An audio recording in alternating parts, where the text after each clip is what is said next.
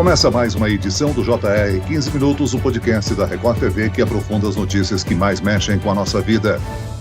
O calendário eleitoral marca para o dia 20 de julho o início das convenções partidárias. Agora, os partidos políticos precisam reunir filiados para definir quem serão seus representantes nas urnas. As convenções devem acontecer até 5 de agosto, mas o que pode ou não ser feito até o início da campanha eleitoral? E os registros das candidaturas? Quando acontece? Para entender como funcionam essas e outras regras, o 15 Minutos de hoje conversa com o diretor-geral do Tribunal Regional Eleitoral de São Paulo, Cláucio Correia. Bem-vindo, doutor Cláucio. Obrigado pelo convite. Quem nos acompanha nessa entrevista é o repórter da Record TV em Brasília, Clébio Cavagnoli. Olá, Clébio. Olá, Celso, um prazer estar novamente com você aqui. Olá, doutor Cláucio, obrigado pelo convite. Queria começar então essa conversa aqui com o doutor Cláucio e gostaria que o senhor respondesse para a gente, doutor Cláucio, um pouco sobre essas convenções partidárias, né? Para nós eleitores parece o início do processo eleitoral, mas na verdade já é o final, né, de um processo de escolha que ocorre internamente nos partidos. Como é que funciona isso e como é que isso passa a valer a partir de agora?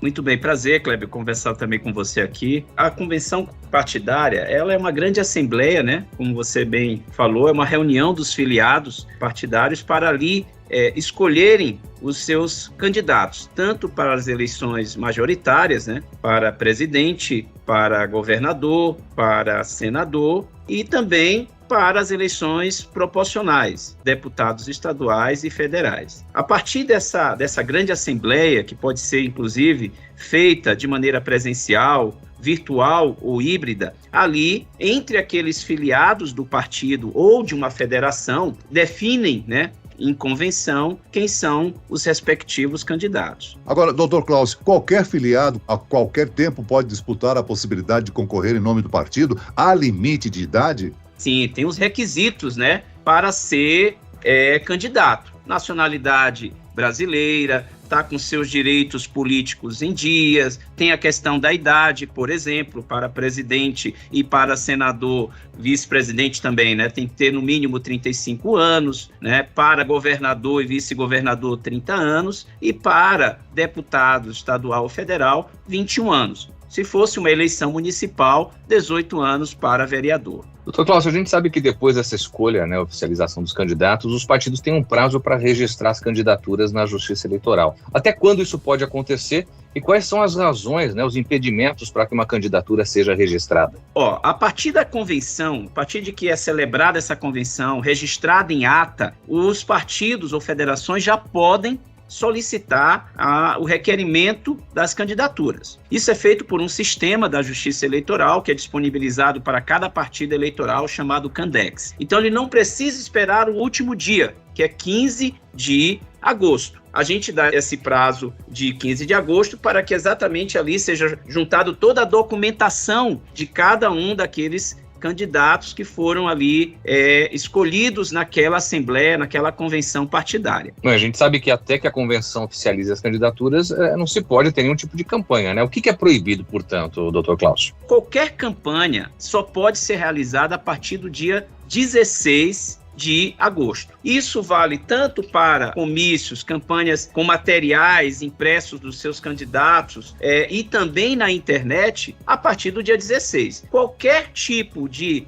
campanha antes dessa data, isso passa, né? Qualquer outro partido pode questionar, inclusive já tivemos aqui na Justiça Eleitoral, considerada propaganda antecipada, né, de alguns candidatos, que a gente analisa se aquela divulgação, se aquele tipo de ação é considerado uma campanha antecipada, uma propaganda eleitoral antecipada de um candidato. Então, oficialmente, a partir do dia 16, todos os meios legais de campanha, e aí eu refiro-me a comícios, a utilização de materiais gráficos, carreatas, tudo isso pode ser feito a partir do dia 16, além também da campanha na internet. Quais são as restrições estabelecidas para o dia 2 de outubro, hein, doutor Cláucio? Não pode ter aglomeração de cabos eleitorais, vamos assim chamar, fazendo uma campanha. Isso é vetado no dia do pleito. Aí eu inverto e falo para você o que é permitido nesse dia do pleito. Aquela manifestação silenciosa. O que a Justiça Eleitoral entende como uma manifestação silenciosa, Celso e Clébio? É o próprio eleitor usar uma camiseta, usar um broche, usar um boné daquele seu candidato. Ali ele está expressando a sua escolha, né, mas de uma maneira silenciosa. Doutor Cláudio, a gente sabe que alguns partidos têm muito mais verba do que outros, né, e alguns candidatos também mais dinheiro do que outros. Então, a legislação eleitoral tenta garantir uma disputa mais justa, né, por meio de alguns limites aí. Inclusive, recentemente, o TSE divulgou qual é o limite que as campanhas podem gastar. Como é que está isso, né? Qual que é a maneira de garantir que essa competição, né, que essa eleição de fato seja justa para todos os partidos de todas as condições financeiras? O financiamento de campanha, o financiamento da disputa eleitoral, ela é híbrida. Ela tem tanto dinheiro público, através do Fundo Especial de Eleição, que é um dinheiro colocado dentro do orçamento. Ele é a maior parte, né? Ele é o maior bolo desse recurso que é distribuído pelos partidos políticos a partir de critérios da quantidade inclusive de vagas que possuem na Câmara dos Deputados, no Senado, nas assembleias, né? A partir de candidatos eleitos que existem e também através de doação, pessoa física, né? Ou seja, nós podemos ter um financiamento privado nas eleições, mas mediante pessoa física. E que também há limites de acordo com a sua declaração de imposto de renda, né? Então, ninguém pode declarar acima de um percentual daquilo que declarou no ano anterior junto à Receita Federal. Doutor Cláudio, se eu estiver fora do meu domicílio eleitoral no dia 2 de outubro, eu poderei votar nas eleições de 2022? Em que condições o voto em trânsito é autorizado e o que o eleitor precisa fazer para garantir esse direito? E em quem ele pode votar? Muito bem, excelente pergunta também, Celso, porque é uma possibilidade que a Justiça Eleitoral vem, na verdade, desde 2010 só ampliando. É o chamado voto em trânsito. É possibilitar àquele eleitor que sabe que não estará no seu domicílio eleitoral, ou seja, na sua cidade, no dia do primeiro turno. E aqui há uma situação interessante, Celso e Clébio. Qual é? Se o eleitor sabe que vai estar numa outra cidade no dia 2 de outubro, mas é dentro do mesmo estado, ele tem que se dirigir ao cartório eleitoral e requerer a sua transferência temporária. E ele vai poder votar, Celso, se é dentro de um mesmo estado, para todos os candidatos, para presidente, para governador, para senador, para deputado federal e para deputado estadual. Mas, Celso, se ele sabe que ele vai estar em outro estado, em outra unidade da federação, aí ele só vai poder requerer a transferência temporária, mas para votar somente para presidente da República. E tem um detalhe a mais também, Celso, não são todas as cidades, né? A Justiça Eleitoral, para que ela se organize e dê possibilidade para que todos os eleitores ali exerçam o seu direito de votar, de escolher os seus candidatos, a gente define que somente as capitais e cidades acima de 100 mil eleitores é que podem requererem a transferência temporária. Então não é qualquer cidade. Se você for para uma cidadezinha